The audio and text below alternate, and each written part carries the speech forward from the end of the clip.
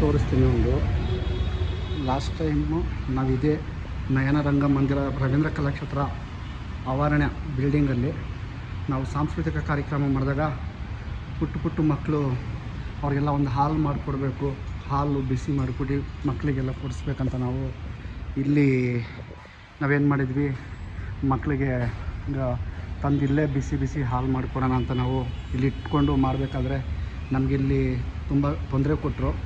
Gas cylinder allowed ಇಲ್ಲ, ಹಾಗೆ ಹೀಗೆ ಅಂತ. ಇವಾಗ ನೋಡಿ ಇಲಾಖೆಯವರು ಅವ್ರಿಗೆ ಬೇಕಾಗಿರೋಂಥ ಕಾರ್ಯಕ್ರಮಕ್ಕೆ ಅವ್ರು ಹೆಂಗೆಲ್ಲ ಇಟ್ಕೊಂಡು ಏನೆಲ್ಲ ಮಾಡ್ತಾರೆ ಅನ್ನೋದು ನಿಮಗೆ ತೋರಿಸ್ತಾ ಇದ್ದೀನಿ. ಎಷ್ಟು ಚೆನ್ನಾಗಿದೆ ನೋಡಿ ಅರೇಂಜ್ಮೆಂಟ್ಸ್. ಇಲ್ಲೇ ಬಿಸಿ ಬಜ್ಜಿ, ಬೋಂಡ, ಹಾಲು, ಕಾಫಿ, ಬೂಸ್ಟು, ಗೋರ್ಮಿಟ ಎಲ್ಲನೂ ಮಾಡ್ಬೋದು. ಓಕೆನಾ. ಇದು ನಯನ ರಂಗಮಂದಿರ ರವೀಂದ್ರ ಕಲಾಕ್ಷೇತ್ರ ಕನ್ನಡ ಭವನ ಕೆಳಗಡೆ ನೋಡಿ. ಸರ್ಕಾರಕ್ಕೆ ಸಂಬಂಧಪಟ್ಟಿರೋ ಕಾರ್ಯಕ್ರಮ ಅಂದಾಗ ಇಷ್ಟೆಲ್ಲ ಗ್ರ್ಯಾಂಡಾಗಿ ಅರೇಂಜ್ಮೆಂಟ್ಸ್ ಇರುತ್ತೆ. ಇವರು ಏನು ಬೇಕಾದರೂ ಮಾಡ್ಕೋಬೋದು. ಬೇರೆಯವ್ರು ಹೀಗೆಲ್ಲ ಮಾಡ್ತೀವಿ ಅಂದರೆ ಯಾವುದೇ ಥರ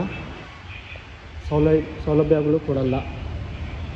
ಓಕೆನಾ. ಇದು ನನಗಾಗಿರೋಂಥ ಪ್ರಾಕ್ಟಿಕಲ್ ಅನುಭವಗಳು. ನಾವು ಲಾಸ್ಟ್ ಟೈಮು ಮಕ್ಕಳಿಗೆ ಹಾಲು ಬಿಸಿ ಮಾಡಿಕೊಡ್ತೀವಿ, ಬಿಸಿ ಹಾಲು ಕೊಡೋಣ ಭರತನಾಟ್ಯ ಮಾಡೋಂಥ ಮಕ್ಕಳುಗಳಿಗೆ ಅಂದಾಗ ನಮಗೆ ಪ್ರೋತ್ಸಾಹ ಕೊಟ್ಟಿಲ್ಲ.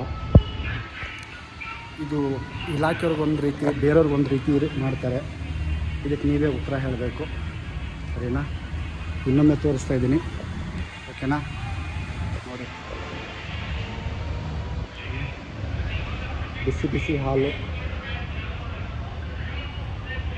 ನಮಗೆಲ್ಲ ಇಲ್ಲ.